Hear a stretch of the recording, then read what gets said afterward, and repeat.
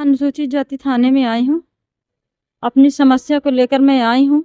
मेरे साथ बहुत बड़ी घटना हुई है।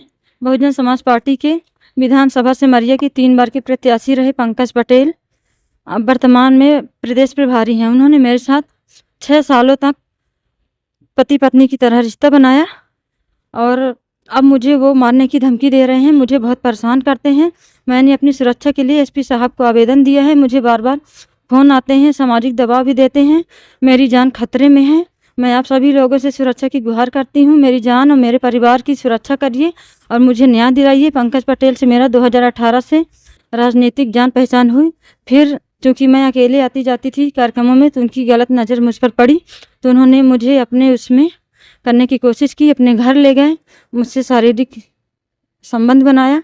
फिर मैंने जब विरोध किया कि मैं इस तरह नहीं करूँगी, मैं इस तरह की नहीं हूँ औरत, तो फिर बोले मैं आपको पूरा सहयोग करूँगा, खर्च दिया करूँगा, भरण पोषण दिया करूँगा, आपको पत्नी के रूप में अपनाऊँगा। चुनाव के बाद 2018 का चुनाव हुआ, वो चुनाव नहीं जीत पाए, चुनाव हार गए।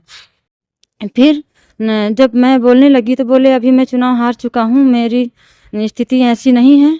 इमोशनल मुझ पे दबाव देने लगे कि अभी मेरी स्थिति को समझिए आप, मुझे 2023 में फिर से चुनाव लड़ना है, आप भी सहयोग करिए, हम लोग भी करें। मेरा जो गांव है उनकी विधानसभा क्षेत्र में ही आता है, तो मैं भी उनके लिए दिन रात काम करती थी पार्टी में। 2023 के चुनाव में भी मैंने उनके लिए बहुत काम किया, मैं प्रचार प्रसार में भी करती थी। तो उन्होंने बोला 2023 के चुनाव के बाद मैं आपको अपनाऊंगा, अपनी पत्नी को तलाक दूंगा। फिर जब चुनाव हार गए इस बार भी, तो फिर से वही बहाना करने लगे।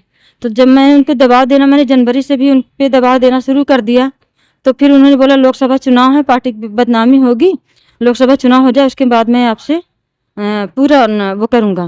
तो अप्रैल में मैंने पूरी तरह से उनसे बोल दिया था अगर आप मुझे नहीं अपनाएंगे तो मैं आपके घर में और अपने घर में बता दूंगी। तो मुझसे वो दूरियां बनाने लगे और फिर पूरी तरह से उन्होंने बात करना भी बंद कर दिया। मैं परेशान हुई। मैंने मई जून तक मैंने पूरी कोशिश की कि शायद समझ जाएंगे। फिर मैं 5 अगस्त 2024 को उनके घर ये अनंतपुर में गई, सुमेधा हाउस, पंकज पटेल के घर गई। मैंने उनकी पत्नी को सारी बताई, उनकी पत्नी स्नेहलता पटेल। जब मैंने उनकी पत्नी को बताया तो उन्होंने बोला कि अभी तक तो ऐसा कुछ नहीं था। उनकी पत्नी को उनके घर के सब लोगों को पता था, मैं उनके साथ में हमेशा आती जाती थी मीटिंग कार्यक्रमों में, सभी जगह।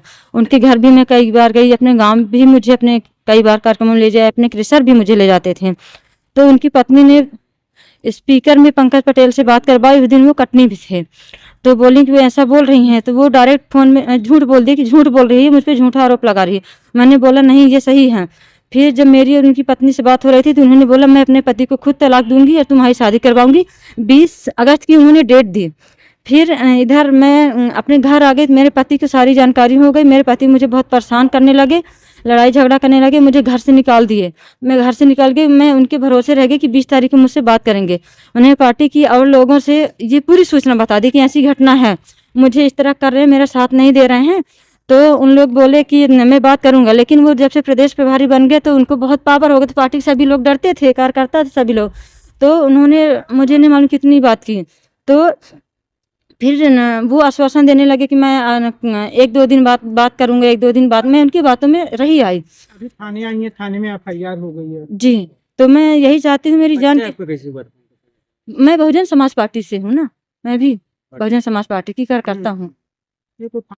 ये एक बीएसपी नेता के खिलाफ एक उसी पार्टी की महिला एक शिकायत करने आई थी, और जिसको शिकायत मैंने एजेके थाने में इसमें दिया है, और जैसा भी उसके कथन और जैसे रहेंगे उसके आधार पर इसमें विधि सम्मत कार्रवाई की जाएगी। अभी तक जो शिकायत आई है वो कुछ प्रताड़ना उससे संबंधित आई है और धोखा देकर प्रताड़ना करने से संबंधित आई।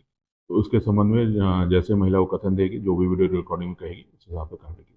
दूसरे पक्ष ने पहले ही काफ़ी कुछ दिन पहले एक शिकायत की थी कि ऐसा एक आवेदन दिया था कि इस तरह की शिकायत उसके खिलाफ की जा सकती है और उसको झूठा फंसाया जा सकता है। तो सभी चीज़ों को ध्यान में रखा जाएगा और जैसा साक्ष्य होगा उसी हिसाब से कार्रवाई की जाएगी।